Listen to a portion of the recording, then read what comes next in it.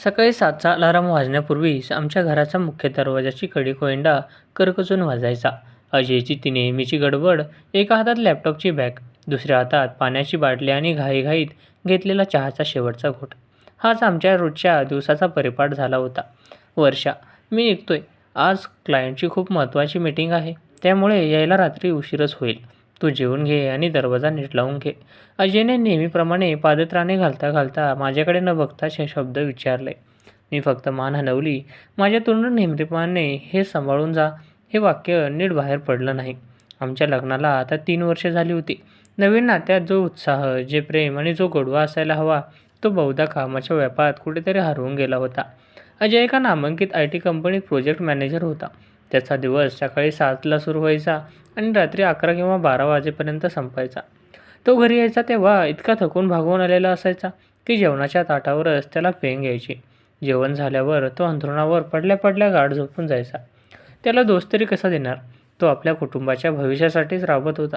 पण या सगळ्यात मी मात्र 4 भिंतीच्या आत सुखत चालले होते. मी 25वी वयाची एक तरुण स्त्री होते. मलाही वाटायचे की माझ्या नवऱ्याने माझ्या शेजारी बसावं, माझ्या केसांवरून हळूच हात फिरवावा, माझ्या आवडीनिवडी विचाराव्यात आणि दिवसातून किमान 10 मिनिटं तरी माझ्या डोळ्यात पाहून प्रेमाचे 2 शब्द बोलावेत.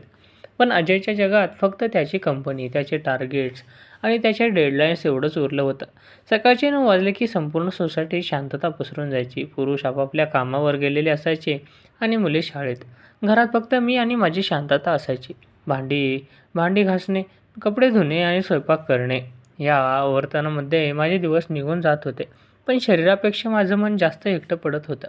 त्या दिवशी दुपारी 12च्या सुमारास मी गॅलरीत कपडे वाळत घालत होते. उन्हाचा चटका तीव्र होता, पण माझ्या मनातील एकाकीपणाचा झळ त्याहूनही जास्त तीव्र होती. अचानक बाजूच्या गॅलरीची लाकडी दरवाजाच्या उघडण्याचा आवाज आला. वर्षावहिनी, आज खूपच कडक ऊन आहे, नाही? थोडे आत थांबून वाळत घातले असते, कपडे तर चालले असते ना? मी दचकून वळून बघितलं. तो रविराज होता, आमचा शेजारी. उंच, कणखर बांधा, चेहऱ्यावर एक गोड आणि मनमोकळं हसू आणि डोळ्यात एक वेगळीच चमक असलेला मुलगा. तो एका मल्टीनॅशनल कंपनीसाठी घरीच बसून फ्रीलान्स ग्राफिक डिझाईनचं काम करायचा. त्यामुळे तो बहुतांश वेळ घरीच असायचा. हो ना रविराज, पण सकाळीच आवरून घेतलं की नंतर मोकळं व्हायला मिळतं. मी माझ्या साडीचा पदर नीट सावरत हलकंसं हसून म्हणाले. रविराजने गॅलरीच्या ग्रिलवर आपले दोन्ही हात टेकवले आणि माझ्याकडे काळजीपूर्वक पाहिलं. मी रोज सकाळी अजय दादांना घाईघाईत निघताना बघतो आणि मग दिवसभर हे घर अगदी शांत असतं. वहिनी, तुम्हाला असं दिवसभर एकटं राहून कंटाळा येत नाही का? म्हणजे असं 4 भिंतीत एकटं राहणं खूप कठीण असतं. त्याचा आवाज खूप मऊ, आदराचा आणि आपुलकीने भरलेला होता. बऱ्याच दिवसांनी कुणीतरी मला इतक्या जवळून समजून घेण्याचा प्रयत्न करत होता. माझ्या मनात साठलेला दुःखाचा बाण जणू हलकासा निखळला होता. माझ्या तोंडून अनवादानाने निघून गेले. कंटाळा? आता सवय झाली रे रवीच्या. तू ज्याच्यासाठी हे घर, हे शहर सोडून आले, त्यालाच माझ्यासाठी वेळ नाही आहे. मग कोणाकडे तक्रार करणार? माझे हे बोलणे ऐकून रविराज क्षणभर शांत झाला. त्याच्या चेहऱ्यावरचे हास्य मावळले आणि तिथे एक खोल सहानुभूती आली. त्याने माझ्या डोळ्यात सरळ पाहिलं. त्या नजरेत एक वेगळाच आधार होता. वहिनी, मन मोकळं करायला माणूस लागतो. भावना दाबून ठेवल्या की मन आजारी पडतं. कधी काही खायला लागलं, अगदी किराणा आणायचा असो किंवा फक्त चहा पिता पिता बोलावंसं वाटलं, तर हक्काने सांगा, मी बाजूलाच असतो. तो खूप समजूतदारपणाने म्हणाला. हो नक्कीच रविराज, खूप खूप धन्यवाद. मी मान हलवून आत निघून गेले. पण माझं मन आता गॅलरीत आत आलं नव्हतं. ते बाहेरच्या त्या गप्पांमध्ये रेंगाळत होत्या. त्या रात्री अजय नेहमीप्रमाणे रात्री 11:30 वाजता घरी आला. चेहरा थकलेला, डोळे लाल झालेले. मी त्याच्यासाठी जेवण वाढलं. तो गुपचूप खात होता. मी माझी खुर्ची त्याच्याजवळ सरकवली आणि त्याचा हात हातात घेण्याचा प्रयत्न केला. अजय, जरा ऐक ना. आज तरी 5 मिनिटं माझ्याशी बोल ना. खूप दिवस झाले आपण नीट बोललोसुद्धा नाही आहे. आपण विकेंडला कुठे जाऊया का? अजयने माझा हात हळूच बाजूला केला आणि कंटाळवालेल्या स्वरात म्हणाला. वर्षा, प्लीज, तुला दिसत नाही आहे का मी किती थकलो आहे? मला उद्या सकाळी लवकर उठून प्रेझेंटेशन द्यायचं आहे. आपण यावर नंतर कधीतरी बोलू. मला आता झोपू दे. तो जेवण तसा सुटला आणि बेडरूममध्ये निघून गेला. काही मिनिटातच त्याच्या घोरण्याचा आवाज येऊ लागला. मी अंधारात छताकडे पाहत अंथरुणावर पडून राहिले. माझ्या डोळ्यातून अश्रू गालावर घळघळ वाहले.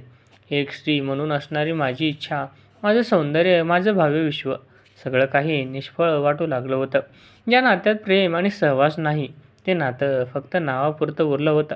त्याच वेळी माझ्या डोळ्यांसमोर अचानक रविराजचा तो काळजीयुक्त चेहरा आला. वहिनी, मन मोकळं करायला माणूस लागतो. त्याचे हे शब्द माझ्या कानात गुंजत राहिले. एका बाजूला माझ्या नवऱ्याचीही थंड आणि उदासीन वागणूक होती, तर दुसऱ्या बाजूला शेजारच्या रविराजची ती उष्ण, आपुलकीची आणि आदरयुक्त नजर. माझ्या मनामध्ये विचारांचं एक मोठं वादळ उठलं होतं. मला जाणवू लागलं होतं की माझ्या आयुष्यातील ही शांतता आता जास्त काळ टिकणार नाही. निसर्गाला जसा पावसाचा ध्यास असतो, तसेच माझ्या एकाकी मनाला एका प्रेमाच्या स्पर्शाची गरज होती. आणि तो स्पर्श मला कुठून मिळणार होता याची अस्पष्ट जाणीव मला होऊ लागली होती. दुसऱ्या दिवशी सकाळी नेहमीप्रमाणे अजयशी धावपळ झाली. चहाचा कप अर्धा पिऊन घड्याळाकडे बघत तो तसाच निघाला. दरवाजा बंद करताना त्याने नेहमीप्रमाणे एक औपचारिक स्मितहास्य फेकलं आणि निघून गेला. तो गेला आणि घरामध्ये पुन्हा तीच भयानक टाचणी पडली तरी आवाज येईल अशी शांतता पसरली. मी आवरून घेतलं, भांडी कपडे झाले, पण माझं मन मात्र काल रात्रीच्या प्रसंगात अडकलं होतं. अजयचा तो उदासीन चेहरा आणि माझ्या बाजूच्या केलेली हाताची पकड आणि दुसरीकडे रविवारचे काळजीयुक्त शब्द. सकाळी 11च्या सुमारास अचानक माझ्या घराच्या मुख्य दरवाजावर हलकीशी थाप पडली. मी साडीचा पदर नीट करत दरवाजा उघडला तर समोर रविराज उभा होता. त्याच्या हातात एक लहानशी डब्बी होती आणि चेहऱ्यावर नेहमीसारखं फ्रेश हसू. "वहिनी, गुड मॉर्निंग." आईने आज सकाळी गरमागरम कांदेपोहे केले होते. म्हणाली, "वर्षा वहिनींना घरी एकट्याच असतील ना, त्यांना थोडे देऊन ये." मी म्हटलं, "चला, आज या निमित्ताने वहिनींना भेटू." तो अत्यंत सहजपणे म्हणाला, "अरे रविराज, कशाला त्रास घेतलास? पण थँक्यू. आत ये ना." मी त्याला आदराने आत बोलवलं. तो आत आला आणि हॉलमधील सोफ्यावर बसला. मी त्याच्यासाठी पाणी आणायला स्वयंपाकघरात गेले. पाणी देऊन मी म्हणाले, "थांब, मी तुझ्यासाठी छान आले चहा करून आणते." "अहो वहिनी, राहू द्या ना." तो म्हणाला. मी ऐकलं नाही. मी गॅसवर चहाचं पातेलं ठेवलं. चहा उकळत असताना मला मागे कोणाचं तरी चाहूल लागली. मी वळून पाहिलं तर रविराज स्वयंपाकघराच्या दाराशी चौकटीला टेकून उभा होता. त्याचा चेहरा एकदम गंभीर दिसत होता. "वहिनी, एक विचारू का? वाईट नका वाटू देऊ." त्याचा आवाज एकदम मंद आणि धीर गंभीर झाला. "हो, विचारा ना." "काय झालं?"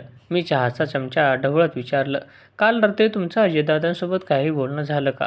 म्हणजे तुम्ही सकाळी दरवाजा लावायला आल्यात तेव्हा तुमचे डोळे सुजलेले दिसत होते. तुम्ही रडला होता का काल रात्री?" त्याने थेट माझ्या डोळ्यात पाहत विचारलं. त्याच्या या प्रश्नाने माझ्या हातातला चमचा पातेल्याच्या कडेवर आपटला. माझे हात थरथरू लागले. एक अनोळखी मुलगा, जो माझा नवराही नाही, तो माझ्या डोळ्यामधले भाव इतक्या बारकाईने टिपत होता, जे माझ्या नवऱ्याला 3 वर्षात जमलं नाही. ते या मुलाने एका नजरेत ओळखलं होतं. "नाही रे, काही नाही. जरा डोळ्यात कचरा गेला असेल." मी डोळे चुकवत खोटं बोलण्याचा प्रयत्न केला. "माझ्यापासून नका लपू वर्षा वहिनी." रविराज हळू पावलांनी माझ्याजवळ आला. "तुमचे डोळे खोटं बोलू शकत नाहीत. मी रोज बघतोय तुम्हाला. तुम्ही या घरात किती एकट्या आहात. अजय दादा कामात इतके व्यग्र असतात की त्यांना तुमच्या भावनांची, तुमच्या दुःखाची काहीच कदर नाही आहे. मला तुमची ही अवस्था पाहवत नाही." तो माझ्या अगदी जवळ येऊन उभा राहिला. त्याच्या शरीराचा एक विशिष्ट हवाहवासा वाटणारा सुगंध माझ्या नाकात भरला. त्याच्या श्वासाची ऊब मला त्याच्या चेहऱ्यावर जाणवू लागली. माझं हृदय इतक्या जोरात धडधडू लागलं की मला वाटलं त्याचा आवाज त्यालाही ऐकू जाईल. "रविराज, प्लीज, तू मागे हो. हे योग्य नाही." मी श्वास रोखून धरत मागे सरकण्याचा प्रयत्न केला. पण मागे स्वयंपाकघराचा ओटा होता. मी पूर्णपणे अडकले होते. रविराजने अजिबात संकोच न करता माझ्या थरथरणारा उजवा हात आपल्या दोन्ही हातात घेतला. त्याचा स्पर्श खूप गरम, मऊ आणि आश्वासक करणारा होता. "वर्षा." त्याने पहिल्यांदाच मला वहिनी न म्हणता थेट नावाने हाक मारली. त्याचा तो आर्ता आवाज माझ्या मनाचा ठाव घेत होता. प्रेम आणि काळजी व्यक्त करणं कधीच चुकीचं नसतं. अजयकडे जे देण्यासारखं नाही आहे, ते माझ्याकडे भरभरून आहे. मी तुम्हाला त्रास देण्यासाठी नाही, तर तुमचं एकटेपण दूर करायला आलोय. त्याने हळूच आपला दुसरा हात पुढे आणि आणि माझ्या गालावर साचलेला एक अश्रू आपल्या अंगठ्याने पुसला. त्याचा तो नाजूक स्पर्श माझ्या अंगावर शहारे आणण्यासारखा पुरेसा होता. बऱ्याच महिन्यानंतर नाही, बहुधा वर्षानंतर मला कोणाच्या तरी स्पर्शाची, स्त्री असण्याची तीव्र जाणीव करून दिली होती. माझं मन सांगत होतं की मी एका परक्या पुरुषाच्या इतक्या जवळ उभी आहे, हे चुकीचं आहे, धर्म संस्कृतीच्या विरुद्ध आहे. पण माझं शरीर, माझं मन आणि माझी भूक या सगळ्या मर्यादा ओलांडायला तयार होती. मी भावनिकदृष्ट्या इतकी खचले होते की मला एका भक्कम आधाराची नितांत गरज होती. "रविराज, मी मी काय करू?" माझ्या तोंडून फक्त एवढे शब्द बाहेर पडले. रविराजने काही न बोलता मला हळूच आपल्या छातीशी धरलं. त्याची ती घट्ट, उबदार मिठी अनुभवताच माझ्या मनाचा बांध पूर्णपणे फुटला. मी त्याचे टी-शर्ट दोन्ही हाताने करकचून पकडले आणि त्याच्या छातीवर डोके टेकून ढसाढसा रडू लागले. त्याने एका हाताने माझे केस कुरवाळले आणि दुसऱ्या हाताने माझी पाठ सावरली. "रडू द्या वर्षा. सगळं मन मोकळं करा. आजपासून तुम्ही एकट्या नाही आहात." तो माझ्या कानापाशी अत्यंत हळुवारपणे पुटपुटला. त्या शांत स्वयंपाकघरात फक्त आमच्या दोघांच्या श्वासांचा आवाज आणि चहाच्या उकळण्याचा आवाज येत होता. त्या मिठीत एक वेगळाच रोमॅन्स होता. एक तीव्र भावनिक बंध निर्माण झाला होता. मला जाणीव झाली की माझ्या आयुष्यातील एकाकीपणाचा काळ आता संपला होता आणि एका नव्या वादळी नात्याची सुरुवात झाली होती. त्या दिवसानंतर आमच्या आयुष्याचं एक पूर्णपणे नवीन पान उघडलं होतं. सकाळी 8 वाजता अजय नेहमीप्रमाणे घाईघाईत आपल्या ऑफिसच्या कामासाठी निघून जायचा. घराचा मुख्य दरवाजा बंद झाला आणि त्याच्या पावलांचा आवाज पायऱ्यावरून पार नाहीसा झाला की माझं मन वेगळ्याच श्वास घ्यायचं. सकाळी 11 वाजेची वेळ आमच्यासाठी ठरल्यासारखी झाली होती. घराच्या घड्याळात 11चे टोले पडले की माझ्या हृदयाचे ठोके आपोआप वाढायचे. बरोबर त्याच वेळी आमच्या दारावरची हलकीशी ओळखीची थाप पडायची. मी घाईघाईत जाऊन दरवाजा उघडायचे आणि समोर रविराज उभा असायचा. त्याच्या चेहऱ्यावर ते मंद, आश्वासित करणारं हसू आणि डोळ्यात माझ्याबद्दलची अथांग ओढ. आता आम्ही फक्त साधे शेजारी उरलो नव्हतो. आमच्यातलं नातं संवादाच्या पलीकडे जाऊन भावनिक आणि मानसिकदृष्ट्या खूप खोलवर रुजलं होतं. अजयच्या गैरहजेरीत त्या शांत पडलेल्या 4 भिंतीत एका घरात रविराजच्या प्रेमाचा एक नवा रंग भरून टाकायचा. एक दिवस दुपारी बाहेर मुसळधार पाऊस पडत होता. आभाळ पूर्ण भरून आलं होतं आणि खिडकीच्या काचांवर पावसाचे थेंब वाजत होते. घरात एक वेगळाच गारवा पसरला होता. मी गॅलरीची खिडकी बंद करत होते. तितक्यात रविराजने मागून येऊन मला आपल्या दोन्ही हातांनी घट्ट पकडलं. त्याची हनवटी माझ्या खांद्यावर टेकवली आणि त्याचा उष्ण श्वास माझ्या मानेवर जाणवू लागला. त्या गारव्यात त्याच्या शरीराची ऊब मला कमालीची सुखावून गेली. आज तू खूपच सुंदर दिसतेस वर्षा. अगदी या पावसासारखी ताजी आणि सुंदर. तो माझ्या कानापाशी हळूच पुटपुटला. मी ओळून त्याच्या गळ्यात माझे दोन्ही हात घातले आणि त्याच्या डोळ्यात पाहिलं. त्याच्या डोळ्यांमध्ये माझ्यासाठी असलेलं प्रेम आणि तीव्र ओढ स्पष्ट दिसत होती. रविराज, तू माझ्या आयुष्यात आलास आणि मला खऱ्या अर्थाने समजलं की जगणं काय असतं. मी त्याच्या छातीवर हात ठेवत आवडा गिळून घेऊन म्हणाले, अजयने मला फक्त नावाचं कुंकू आणि घर दिलं, पण तू मला एक स्त्री म्हणून परिपूर्ण केलंस. माझी हसण्याची, जगण्याची उमेद तू परत आणलीस. रविराजने माझं बोलणं पूर्ण होऊ दिलं नाही. त्याने हळूच माझे केस मागे सरकवले आणि अत्यंत हळूवारपणे माझ्या कपाळावर मग गालावर आपले ओठ टेकवले. त्याचा तो मऊ आणि ओला स्पर्श माझ्या रोमारोमात विजेसारखा पसरला. माझ्या अंगावर सरकन काटा आला. त्याने मला आपल्या कडेवर उचलून घेतले आणि तो थेट बेडरूमकडे वळाला. बेडवर आम्हाला हळूच उतरताना त्याची नजर माझ्यावर हटत नव्हती. त्याने माझ्या साडीचा पदर बाजूला केला आणि माझे दोन्ही हात आपल्या हातांमध्ये घट्ट पकडले. वर्षा, मला तुझ्या आयुष्यातील प्रत्येक पोकळी भरून काढायची आहे, तो अत्यंत भावनिक स्वरात म्हणाला. त्याने माझ्या ओठांवर आपले ओठ ठेवले. ते चुंबन निव्वळ शारीरिक नव्हतं. त्यात वर्षानुवर्षाची माझी भूक, माझं एकटेपण आणि त्याची माझ्याबद्दलची तीव्र सहानुभूती मिसळलेली होती. त्याच्या त्या तीव्र, प्रेमळ आणि उबदार स्पर्शाने माझ्या मनावरचे सगळे ताण हलके करून टाकले. त्या दुपारी बाहेर पावसाची रिमझिम सुरू होती आणि आत आम्ही दोघे जगाच्या, समाजाचा, नात्यांच्या चौकटींचा आणि सर्व बंधनांचा विसर पडल्यासारखे एकमेकांच्या प्रेमात बुडून गेलो होतो. तो ज्या आदराने, ज्या नाजूकतेने आणि ज्या तीव्रतेने मला जवळ घ्यायचा, ज्यामुळे माझं मन आणि शरीर दोन्हीही तृप्त व्हायचे, त्याच्यासोबत घालवलेला प्रत्येक क्षण माझ्यासाठी आयुष्यातील सर्वात सुंदर अनुभव ठरत होता. दुपारचे तास कसे निघून जायचे हे आम्हा दोघांनाही कळायचे नाही. काम संपल्यावर तो बेडरूममध्ये माझ्या शेजारी पडून राहायचा. माझे केस कुरवाळत आम्ही तासनतास गप्पा मारायचो. तो मला त्याच्या लहानपणीच्या गोष्टी सांगायचा, त्याच्या कामाबद्दल बोलायचा आणि मीही माझ्या मनातल्या भावना त्याच्या मोकळ्या करायचे. आम्ही एकत्र चहा प्यायचो. कधीकधी स्वयंपाकघरात एकत्र मिळून काहीतरी खायला करायचो. पण जशी संध्याकाळचे 5 वाजण्याची वेळ जवळ यायची तसं माझं मन पुन्हा उदास व्हायचं. 5 वाजले की रविराजला त्याच्या घरी जावं लागायचं. तो निघून गेला की मला पुन्हा एकदा स्वतःला सावरून, साडीचा पदर नीट करून रात्रीसाठी स्वयंपाकाची तयारी करावी लागायची. रात्री अजय घरी यायचा, जेवणाचा आणि झोपेतून जायचा. पण आता मला त्याचं काहीच वाटत नव्हतं. कारण माझ्या आयुष्यातील रिकाम्या चित्रात रविराजने प्रेमाचे इतके सुंदर रंग भरले होते की रात्रीचा तो अंधार आता मला घाबरवू शकत नव्हता.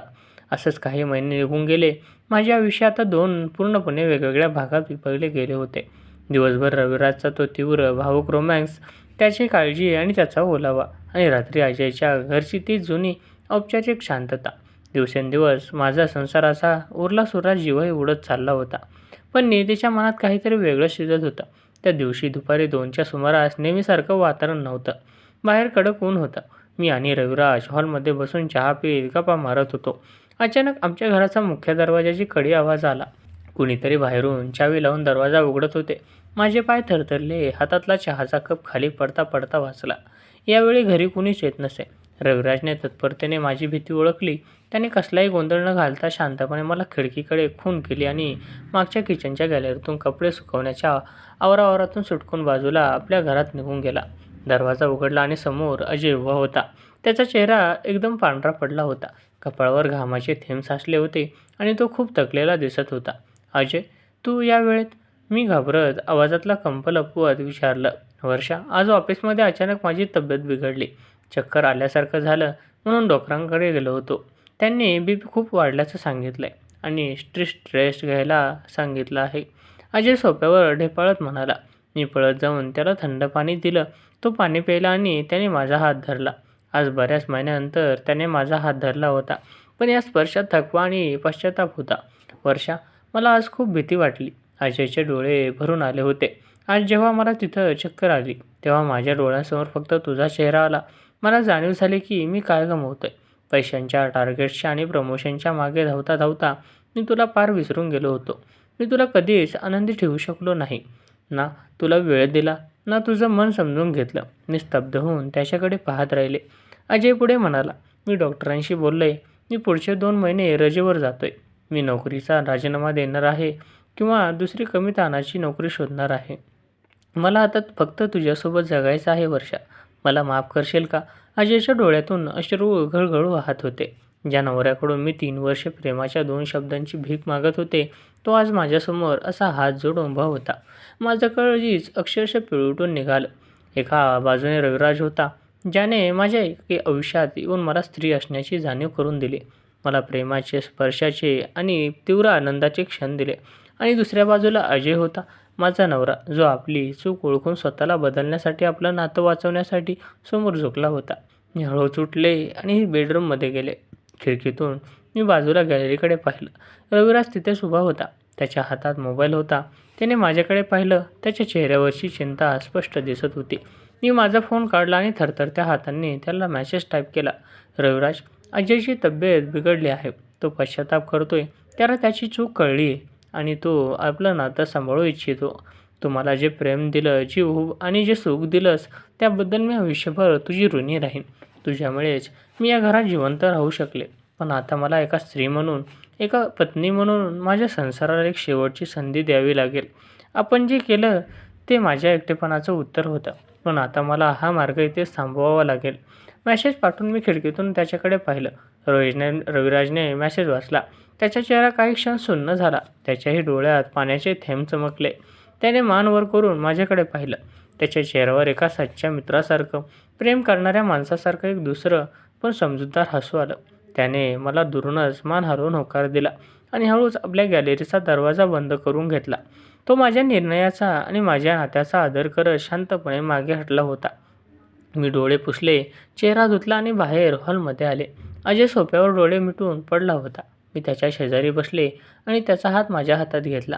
माझं मन आजही रविराजच्या त्या तीव्र स्पर्शांनी, त्या उष्ण मिठीची आणि त्या सुंदर दुपारच्या क्षणांची आठवण काढत होतं. तो माझ्या आयुष्यातला एक असा टप्पा होता, ज्याने मला पुन्हा जगायला शिकवलं. पण आता मला वर्तमान जगायचं होतं. मी अजयच्या खांद्यावर डोकं ठेवलं.